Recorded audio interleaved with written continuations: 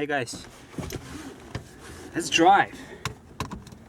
Been driving for a while now, just outside my beautiful home, the town of Eastbourne. Eastbourne is beautiful. Let's go see. What I wanted to talk to you about is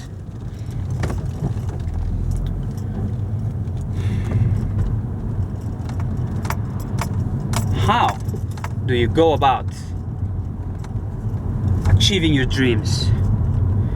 See, it's very well having dreams. It's a start. But time is short. You don't have too many years in this world.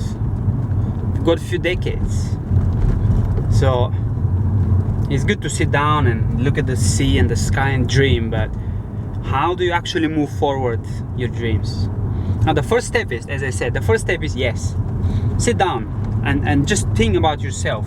What am I here for? What are my passions and talents? Yes, you need to have dreams. Find the dreams. Is it to write a book? Is it to start a career? Is something new that's always kind of been on your heart? Well, not always, but is it love of nature, love of history, love of art? Something that you can, some spark of passion that you can utilize. Okay, that's how you discover your dream. In that direction you go to find your dream. But when you start finding bits and pieces of it, of your true purpose, of course, the longer you spend on that journey, the more and more of your purpose will be revealed.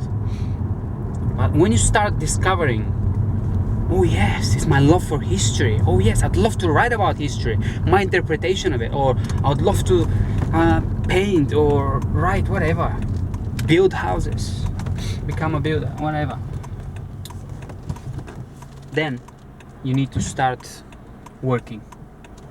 If you want to become a builder, even if you're 50, you need to do something about it. You can't sit at home and dream about building houses. Go to college, get a bricklaying course, whatever. If you want to be a writer, write! For goodness sake, write! But first, read. Read a lot, write a lot. Work. Start doing the work.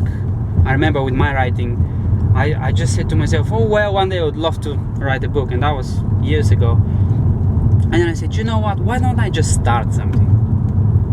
And I didn't even then I wasn't fooling myself that this will be my book, one day this will be published, and everyone, no, of course not. But I wrote, and I wrote, and I wrote, and at first, my writing looked a lot like the writing of my favorite writers, the people that I used to read books from. But then a few years went by, and I just discovered more and more passion about writing, and I wrote more and more. And one day I looked at my writing and I said, wow, that doesn't look like anyone's writing. Now yes, it reminds me of many people. It's almost like a collection of different nuances and hints and colors and smells of this book and this writer and that writer.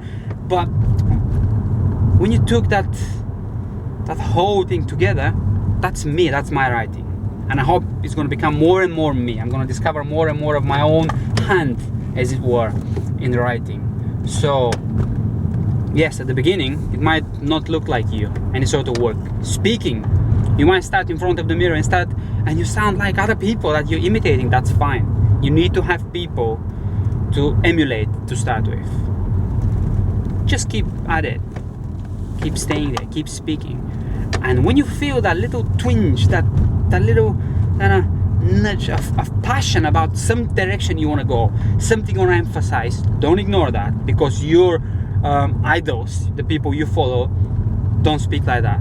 See, that's where you just become one of the crowd. But if you don't ignore that, if you just raise your voice at the right time or the right word, or if you just write this in this way, even though it doesn't make sense, just write it the way you felt it, then after some time you see more and more of that uniqueness coming out of yourself, and that's you, and you want more of you. You don't want to be like anyone else. You need to start there. So doing the work, You need to actually start physically working for your dreams. And that's, let me warn you, this will not come easy. I mean, of course, people don't need to know. But if they knew, many people would try and discourage you. Oh, well, what are you gonna be? You know, just come and watch television with me. Don't listen to them. Find time. Time doesn't come easy. You need to carve out time. See, if you went sick, if something happened to you and you had to go into hospital for 2 weeks, you'll find the time for that. You'll find the time. Some of us that are addicted to going, or some of us, I'm not anymore, I used to be addicted to the gym. I went almost every day, 5 times a week. I found the time. If you're hungry, you find the time to eat. How come we ignore our soul? How come we ignore the very thing that will make us alive, fully alive, not surviving, not functioning, alive? Our purpose, our passion.